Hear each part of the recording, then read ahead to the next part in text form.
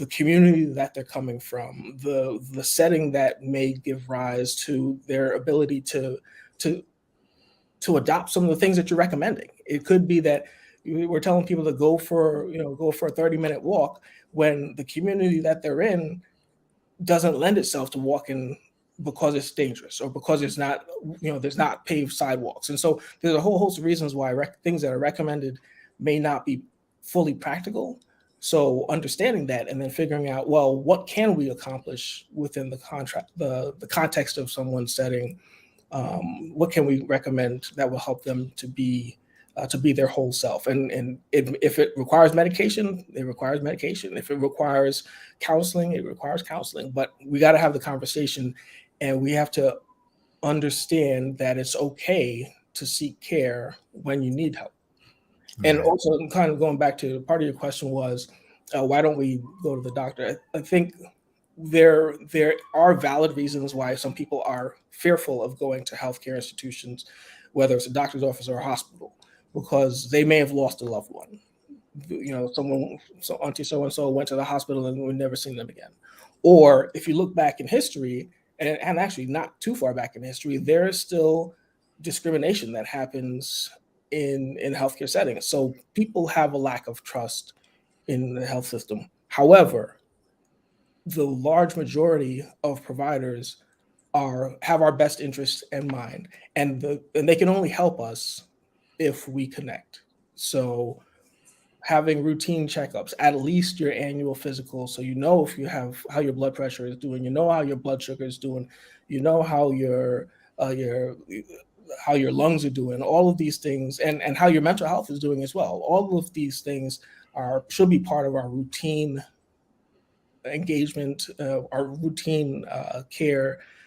And then when something is identified that requires following up as much as is practical, so that we can get the help we need and have the best possible chances for a healthy outcome. I think as well, just to your point, I think Black men are the best promoters of Black men's stuff. Like, one of the things is that, I often say to other men that I minister to, as you know, when I was at Lincoln, I was the men's ministry director, and the church that I'm at now, I'm the men's ministry director there. And one of the things that I've always said is that men are the best promoters of men's stuff. And I am very open with people and talk about I had a therapist. I'm looking for a new one right now. And the analogy that I always give is when you take your car, most men love their car, they love their vehicles. When your car is not running right, when your vehicle needs an oil change or needs brakes, whatever, you don't throw away the car. You will gladly go and get maintenance because there clearly is something wrong. You hear it. It doesn't rev as quickly as it did before. It's a little sluggish. Everybody knows, even if you're not versed with cars, there's a big old light that you're looking at saying check oil, or check brakes. You feel it. If you're in tune with your vehicle, so you get it maintained, right? It's the same thing with us. There are times where we need maintenance, and it's mental maintenance, it's emotional maintenance. We as Black men have gone through many traumas. I mean, whether it's, death of a friend, or whether it's, their childhood, or in my case, whether it's divorce or anything along those lines, it's a trauma. It's a shock to the system. And it's okay. I love what you said, and I'd love that comment to be shown on here. If there's one nugget I'd love to take, is it's okay to not be okay, right? A real man can say, I'm scared. I don't know what it is, but I don't know how to figure this out. It's okay to say, I don't know how to figure this out. I don't know why I'm feeling this way. Or why you're feeling this way. I'm angry. I'm upset. I want to know how to treat women better. I want to be a better father. I want to be able to be more stable for my loved ones. It's okay to say that. So when men are in other spaces and communities, and I call it like a band of brothers, it makes it safe and it normalizes the concept that you astutely said. It's okay not to be okay, right? But it's not okay to stay unwell when there's help out there. Yeah, right? yeah. I love. Yeah. I, if I love the car analogy. I know I'm trying to keep an eye on time, but I would build on the car analogy because it's one that's easily relatable. That there's scheduled maintenance. We're supposed to get an oil change every certain 1,000 miles. We're supposed to put certain types of fuel in the car, and sometimes even when you put the right fuel in the car and you do the oil changes, things don't work out perfectly, and so you get a check engine light comes on. If you ignore the check engine light, then you're going to have worse problems. And as men, we often ignore the check engine lights and we don't do our scheduled maintenance with self care. And so some of the things that we can do for self care are creating breaks in the rat race of life. Taking some time to do some exercise, to sleep well, so that our mind and our hearts can recharge. And so little things like that can help us to get the most life out of our body, if out of Right. the car analogy. And the other thing too, Larry, with the time that we have left, this ties in so well to our diet, because one of the reasons why, and I really believe this, I don't know if this is scientifically proven, but I just believe this from a spiritual standpoint.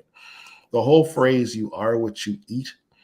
If you eat a lot of junk, right, you're going to have a junky mind. Your physical attributes will be junky. And I really believe nutrition is a very key component to mitigate a lot of the behavioral and mental health issues that we have. I said mitigate, not cure.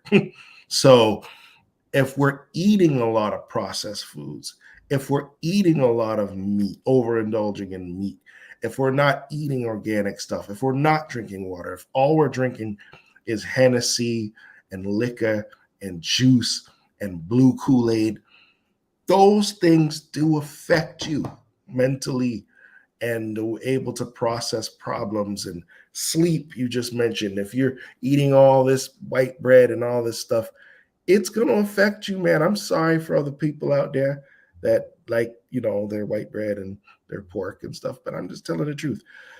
I just want to let's, with the 2 minutes we have left, let's address Rosalind's question. How will we help men learn to know that self-care for them is important? Can we get a really Cliff Notes answer for Rosalind and her question? Yeah, no, two things I would say is, one, we need to keep talking about it. And the more we talk about the importance of men's mental health and mental health, of course, for the broader community, the more normal it will be to have these conversations. And when we talk about how prevalent depression is, and how much there's an increase in death by suicide, people will realize, all right, this is a real issue, and if we it's not going to go away by us not talking about it. And then having space for conversation, and respecting that we know, or my observation has been, that we don't express ourselves the same way that women do. We're less open about our feelings. We're raised generally to think that men don't cry, and so we internalize a lot of things that are harmful because we don't have, or we feel like we don't have license to express ourselves. And so, one, support emotional expression, create space where, whether it's men getting together to have conversations about life and to realize I'm not the only one that's going through this, and this is how Gregory's dealing with it, or this is how Larry's dealing with this, then that helps to create a safe space. And then, again, normalizing the conversation around the importance of mental health. We could have had a whole other segment about substance use. That's a whole other thing, alcohol and opioids, and that's a whole other conversation to be had. But recognize that we do need to have these conversations because they are impacting our communities, and if we don't talk about it, the problem's not going to go away. Yeah, and that's why I encourage the men who are listening, or the women who have men in their families, start with your church. Start to see if there's a men's group or a support group. Look in your community. There are other men who are going through your struggle. Don't be afraid to talk about it. And please, we also want to say, we talked about suicide. Please, there's help out there. I don't have the suicide hotline number in front of me, but I think it's 988 is a great free resource. Yes, it's very important. Please don't make permanent decisions for temporary problems, right? In perspective. And this is where we didn't get a chance to really talk about this in the detail we wanted to. Thank you, Janice. We didn't get into the detail of this, but one of the things is ultimately my faith in God, my faith in Jesus, and your faith in God is such I don't know where I'd be without my faith in God. So, I'd probably serve in 10 to 15 years in somebody's prison. I'd probably be drinking. I'd probably be, whatever. But I think ultimately our faith in God, and I can say this because we serve together in the same church, literally the same church. Mm-hmm. So, Jesus is awesome. So, but I want to say thank you, Dr. Larry Warner, my good friend, for being our guest tonight. And how can we reach you if we had any questions, we wanted some resources or anything along those lines? What's the best way to reach you so we can put it on the screen here? I'll put my my personal email in the chat, and it's I'm happy to have a follow-up conversation with folks. I appreciate the opportunity to start the conversation. Hopefully it's not the last conversation about men's mental health, and appreciate the opportunity to be part of the show. And hope that if there are men, or as you said, others who have men in their lives who are listening, please make sure that there's that the men in your life know that there's a safe space for them to have conversations with others. Can reach out to 988 as a crisis hotline. Mental health clinicians can be reached 24 hours a day, 7 days a week, nights, holidays. 988 is a great resource. And check on the men in your life. Amen. Amen.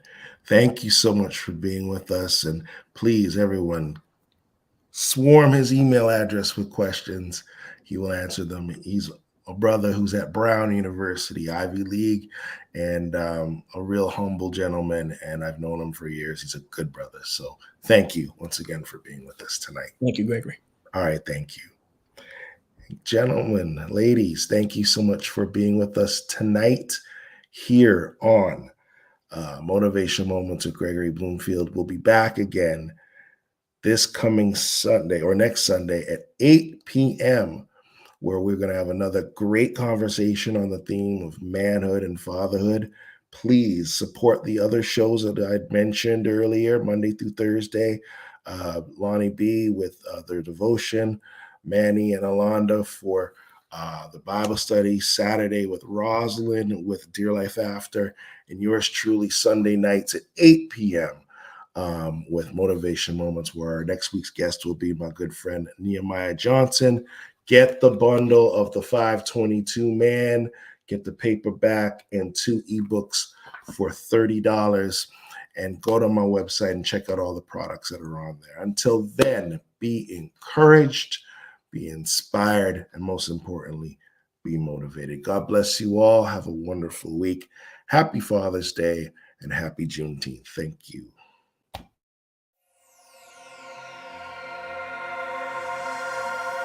Oh,